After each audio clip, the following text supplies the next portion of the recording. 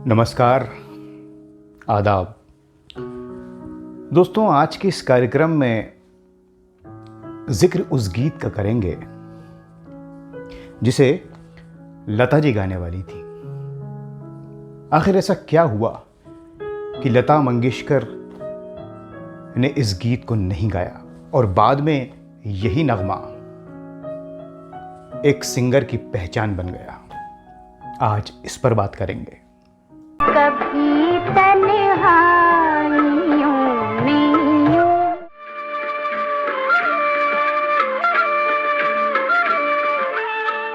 सारी याद आएगी।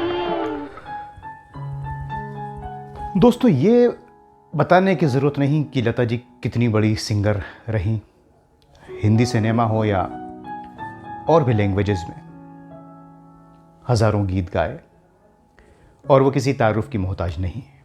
सूरज को दिया दिखाने वाली बात होगी। जिस गीत को उन्होंने आवाज़ दी वो अनमोल हो गया। 1961 में एक फिल्म आई थी, हमारी याद आएगी।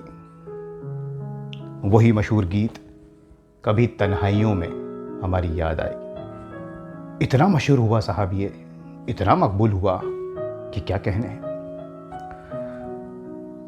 केदार शर्मा साहब प्रोड्यूसर डायरेक्टर, कई फिल्में हैं उनकी, बहुत बड़ा नाम। बावरे नैन, चित्रलेखा, हमारी याद आएगी, गीत भी लिखते थे। केदार शर्मा साहब चाहते थे कि ये गीत, और म्यूजिक डायरेक्टर इस फिल्म के स्नेहल भटकर जी, कि कभी तन्हाइयों में हमारी याद आएगी, इस गीत को लता जी गाएं। इस फिल्म के और गीत उन्होंने गाए भी हैं, मुकेश जी ने भी गाए हैं कुछ गीत। सब कुछ तय हो गया, बात हो गई लता जी से, सेटिंग हो गई कि कब आना है, साजिंदे कब आएंगे। अब साहब लता जी पहुंची रिकॉर्डिंग के लिए तय वक्त पर। सब कुछ रिहर्सल वगैरह सारी चीज़ हो गई, टेक होना था, रिकॉर्डिंग होनी थी।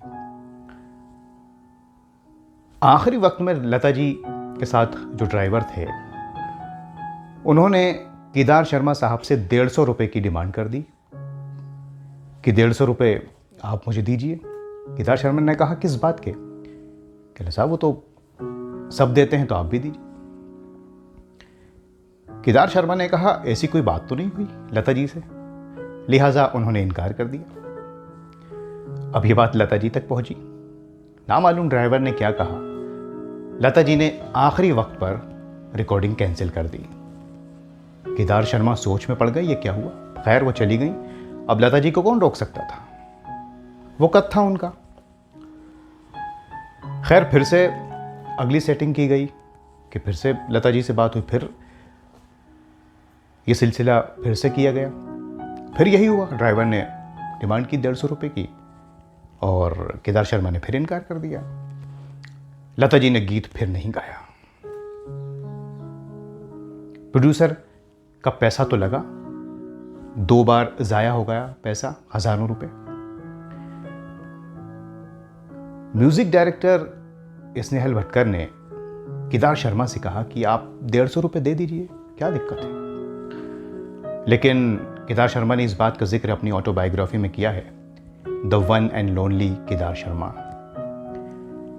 कि बात पैसों की नहीं है। पैसा तो हमने वैसे ही बहुत लगा दिया, 2 बार सारा म्यूजिक अरेंज किया और रिकॉर्डिंग नहीं हो पाई। लेकिन उसूल भी कोई चीज़ होते हैं, आखिर हम पैसा क्यों दें। लता जी ने कहा कि हम रिकॉर्डिंग नहीं करेंगे और फिर वो चली गई और ये कहा कि अगली बार आप जब बुलाएंगे तो आ जाएंगे। केदार शर्मा ने कहा कि हाँ, अब हमारा भी बजट ख़त्म हो गया तो हम आपको बुलाएंगे अगली बार। लेकिन केदार शर्मा ने ऐसा नहीं किया। जब लता जी चली गईं, उन्होंने फ़ौरन ही बुला लिया मुबारक बेगम को कि मुबारक जी आइए और इस गीत को अपनी आवाज़ आप दीजिए, शायद इस नगमे को आपकी आवाज़ का इंतज़ार है। और मुबारक बेगम ने इस गीत को गाया स्नेहल भटकर के संगीत में। और दोस्तों, मुझे ऐसा लगता है कि ये गीत मशहूर तो है ही, मकबूल तो है ही, लेकिन शायद मुबारक बेगम की ज़िंदगी का सबसे बेशकीमती नगमा है ये गीत उस फिल्म की जान बन गया, और उस फिल्म की ही नहीं, आज भी जब हम इस गीत को सुनते हैं तो ऐसा लगता है कि कहीं पहाड़ों में हम पहुंच गए, एक सन्नाटा सा पसर जाता है। ऐसा गीत जिसे लता जी नहीं गा पाई। वजह मैंने आपके सामने बताई, जिसका जिक्र केदार शर्मा साहब ने अपनी ऑटोबायोग्राफी में किया है। बहरहाल ये सब चलता रहता है, लड़ाई होती रहती लता जी की, और ओपी नैयर से भी हुई, रफ़ी साहब से भी हुई, लेकिन असल बात यह है कि जिसके मुक़द्दर में जो नगमा होता है, जो काम होता है, वो उसे किसी ना किसी तरह से मिल जाता है। मुबारक बेगम ने बहुत ज़्यादा गीत तो नहीं गाए, लेकिन इस एक गीत ने उनको अमर कर दिया। मालिक ने शायद ये उनकी किस्मत में लिखा था। बाकी अपनी जगह सभी बड़े बड़े आर्टिस्ट हैं। इसका ये मतलब नहीं कि कोई छोटा आर्टिस्ट है या कोई बड़ा आर्टिस्ट है।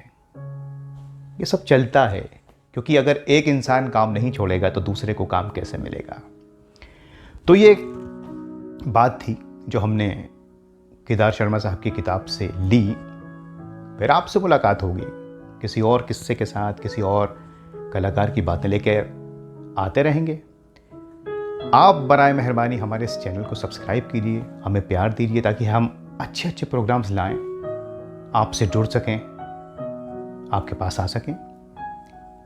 अपना बहुत ख्याल रखें। आज बस इतना ही दोस्तों, फिर मुलाकात होगी। तब तक के लिए नमस्कार, खुदा हाफिज़।